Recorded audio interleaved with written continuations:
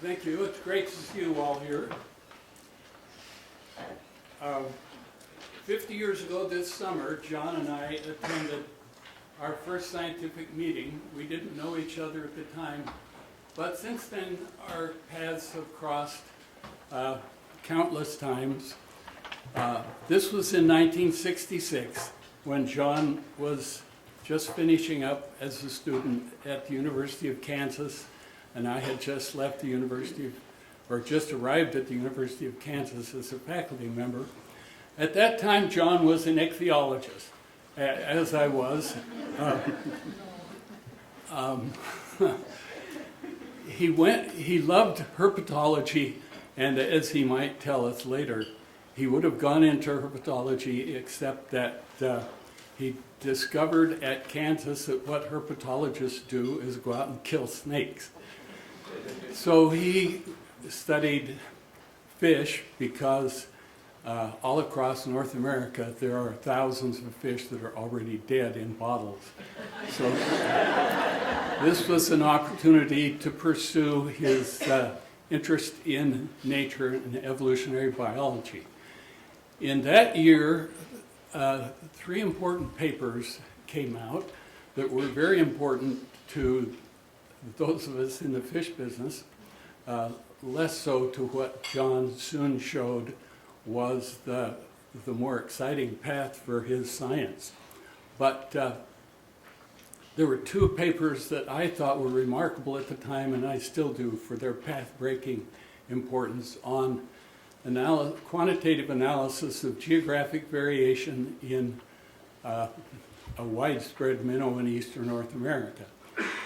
This was parallel to what for the past 50 years has been phylogeography.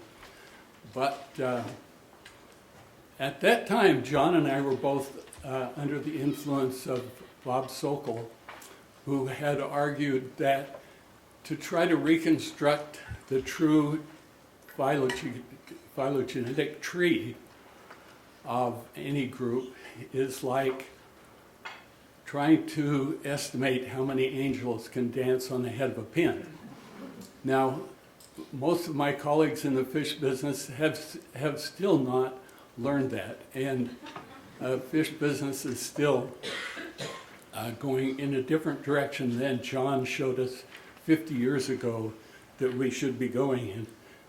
That first year, he also showed a different quantitative bent in that he discovered a kind of flaw in the method of the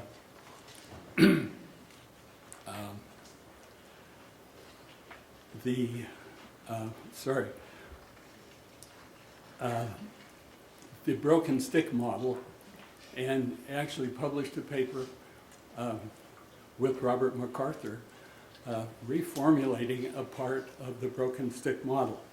Well, anyway, from there, John went to the University of Michigan here to begin his doctoral studies with Nelson Harston in the environment of Larry Slobodkin and Fred Smith and the great ecologists at that time that were here. So this was a totally new influence, and I'll just mention the 3 papers. Reproductive value in a population of arbitrary age distribution in the American Naturalist. That's his first Michigan contribution. The relation between stability and diversity, an experimental approach using bacteria and protozoa, and a second paper on that same subject. So we can see the focus shifting from quantitative ecology from the kind of standard thing that everyone else was doing at the time.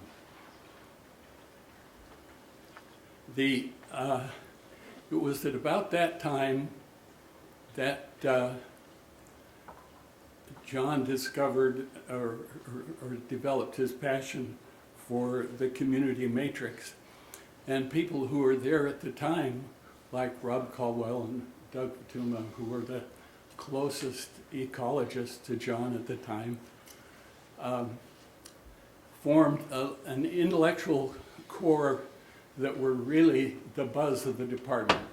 Those of us that were elsewhere in the department at the time, in the zoology department,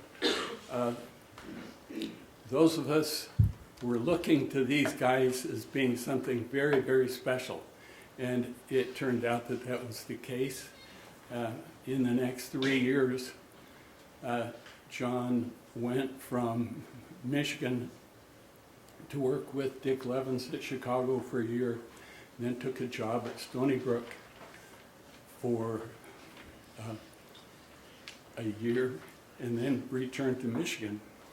But in his interest in the community matrix, he got really into what was at that time very heavy mathematics, looking at the covariance, the alphas, and trying to use that as a tool for understanding the role of competition in communities and the number of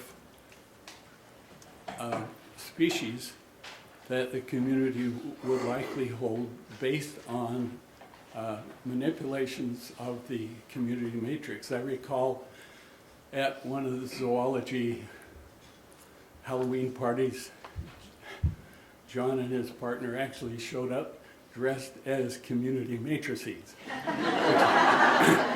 which was quite a trick. So in this big transition, and then I'm going to let the rest of you tell the rest of the story, but in 1972, the beginning of this big transition, the covariance of the community matrix in ecology, niche theory, a 25-page paper in Annual Review of Ecology and Systematics, and observations on paramecium occupying arboreal standing water in Costa Rica. And that, although it's only a 3-page paper, is very significant because it is the harbinger of John's lifelong interest in ecology in the tropics.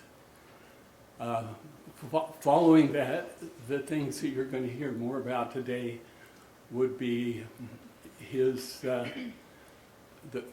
the interest in social justice and agriculture coming to fruition with John and his group here, culminating in the 1978 book that he and his students wrote, Doug Boucher and others, that really addressed the question of social justice in a way that became the third leg of the career that John has pursued.